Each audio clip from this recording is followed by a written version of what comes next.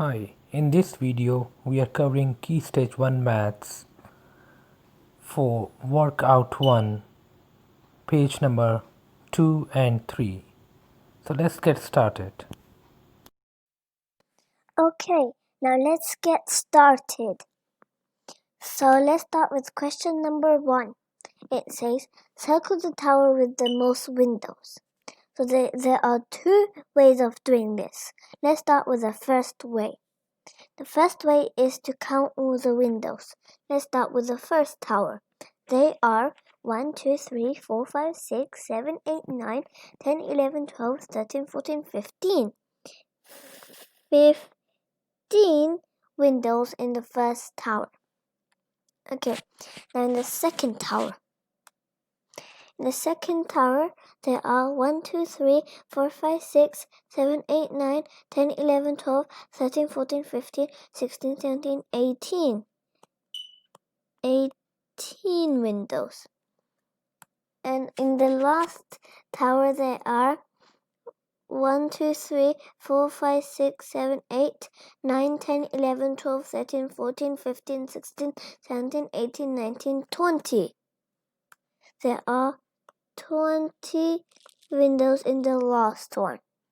So now let's see which number is the biggest. Yeah, the 20 is the biggest. So which means the 21, the last one, has the most windows. In the second method, you can see there are 3 at the top here, and 1, 2, 3, 4, 5 going down. So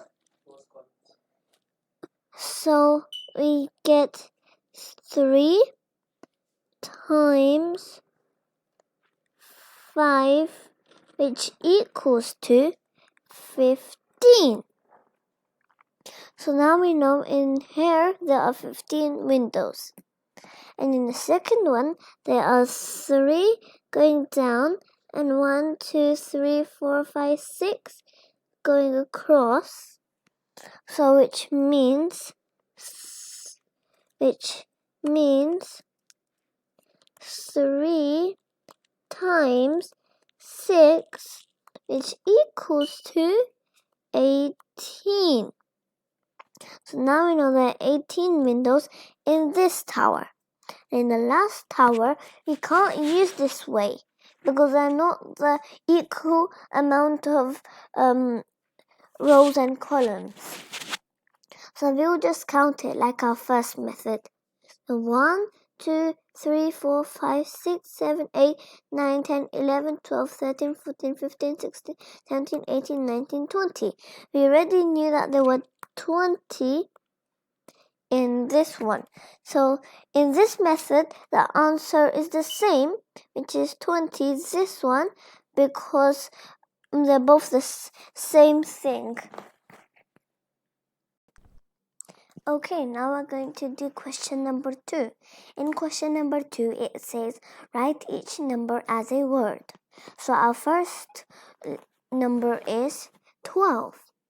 So in 12, when we say 12, you can hear there is T at the start of 12. So at the start, I'm going to W 12 in W. So we write W. Then when we say 12, I can hear the letter E. 12. L. Then I can hear, when I say 12, I can hear the L. L. 12. Then I can hear the V. Then there's another letter that is silent that you need when you write that O there, so it makes the proper sound. Yeah, you're right, it's the E.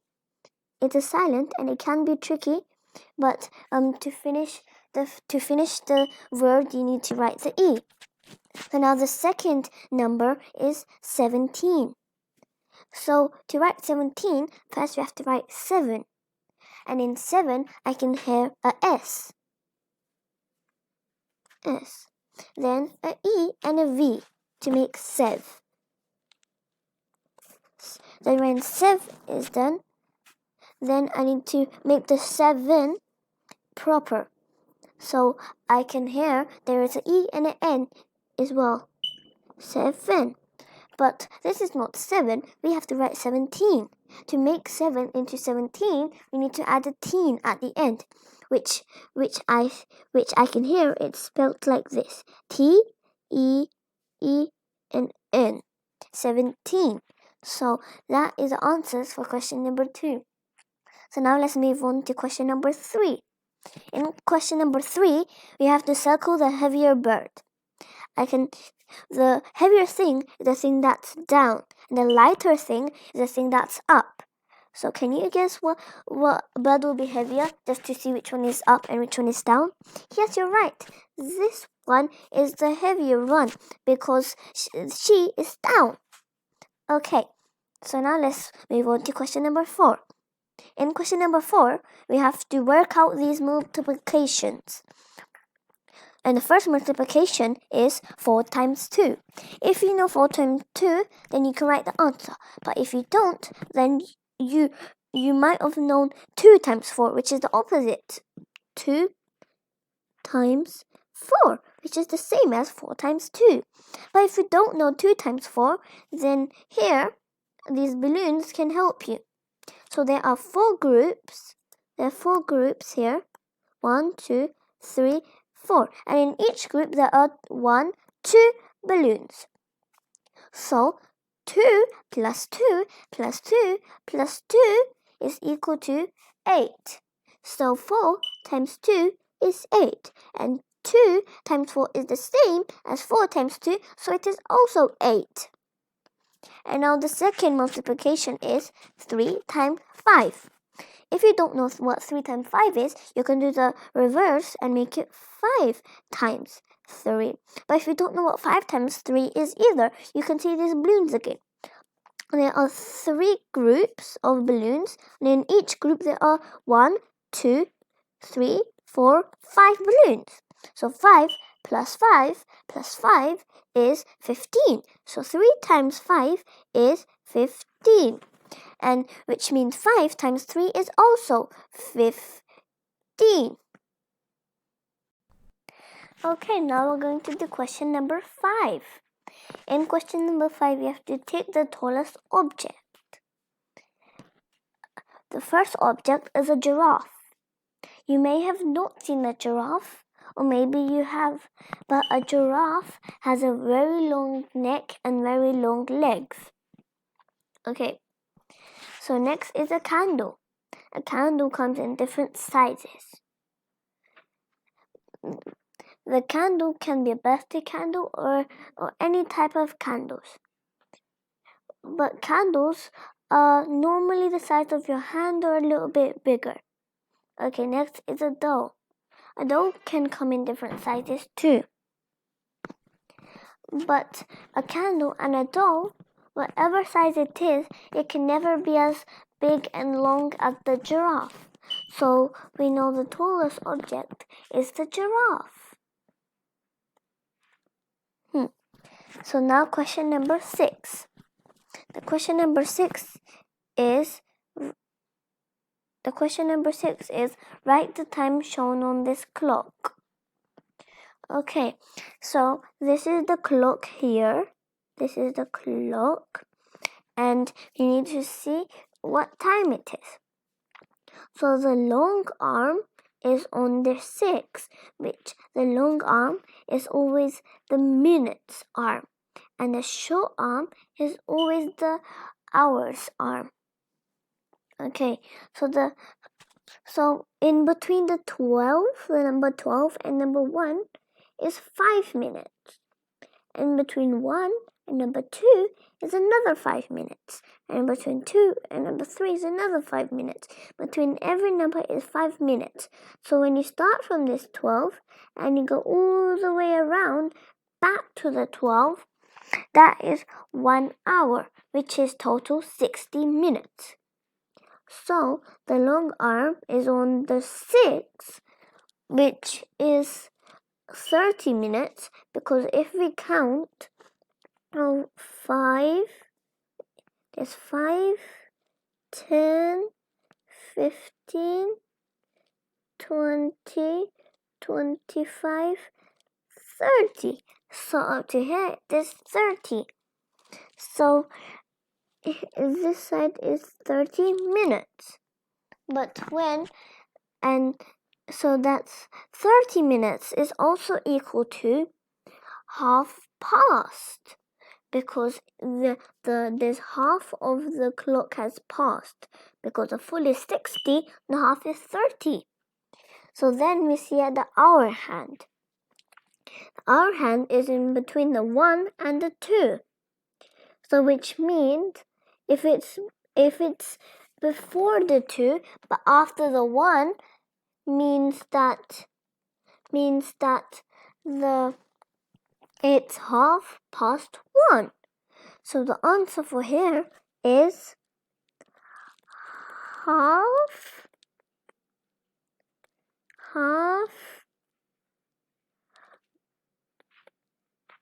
past 1. So now let's do question number 7. So it tells us to work out these addition and subtractions. So these are written in letters and not like a calculation would actually be. So it says 6 add 12 equals. So 6 add 12 is also 6 plus 12. So you get 12 and you count in your fingers 6 more. So 12, 13, 14, 15, 16, 17, 18. So there's 6. I added 12 and 6. So it equals 18. But there is another way that you can do. So you can do the way which you can put the numbers up and down and then add those. So the biggest number is always at the top, like this, 12. Then the smaller number is down, which is 6, here. Then you have to put an add sign here so you know you're adding. Then you do 2 add 6, which is 6, 7, 8. Then here there is nothing, so which means there is 0 here. So 1 plus 0 is also 1. So the answer is 18.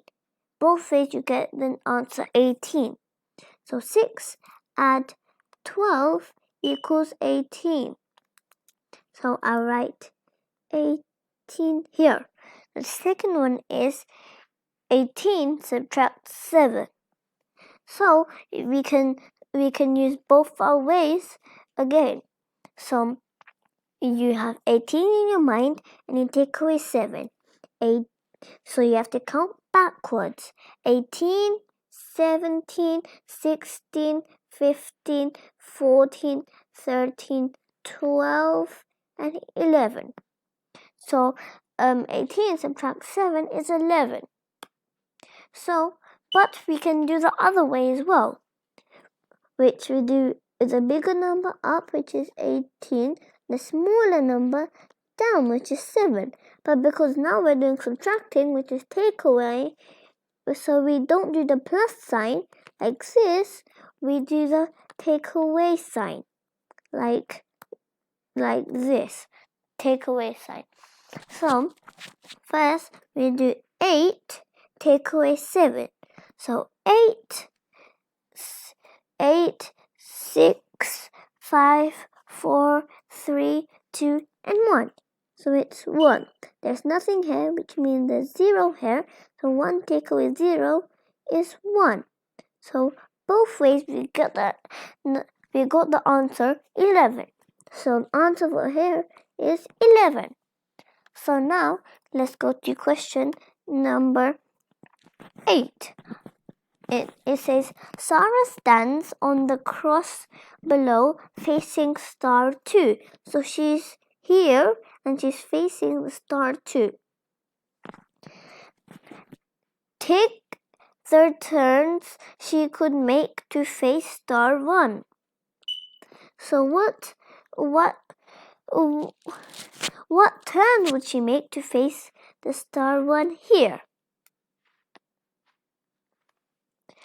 Will she make a quarter turn clockwise or a half turn anti-clockwise, a 3/4 turn clockwise, or a quarter turn clockwise? So anti-clockwise is this way, because the clockwise is that way, the way the clock goes, and anti-clockwise is the opposite.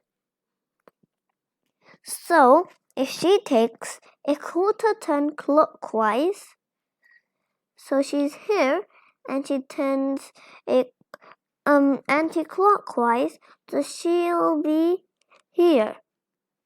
So she'll be facing number 1, like they told us to. But let's see if any other ones can reach us to number 1 as well.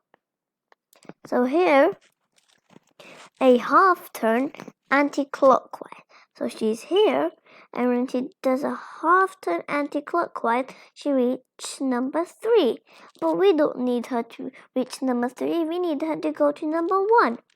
So let's go to the next one. A 3/4 turn anti-clockwise. She's here. She goes here and makes half, and then she goes there. She reaches there again. So that could be 1.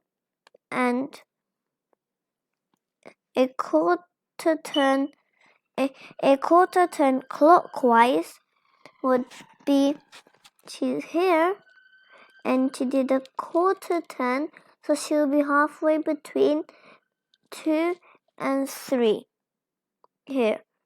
So that's why we know the answer is the first one, because a quarter turn anti-clockwise will lead her to number 1, because she's here and she does anti-clockwise and she's at number 1. So that's what we need. So we tick that.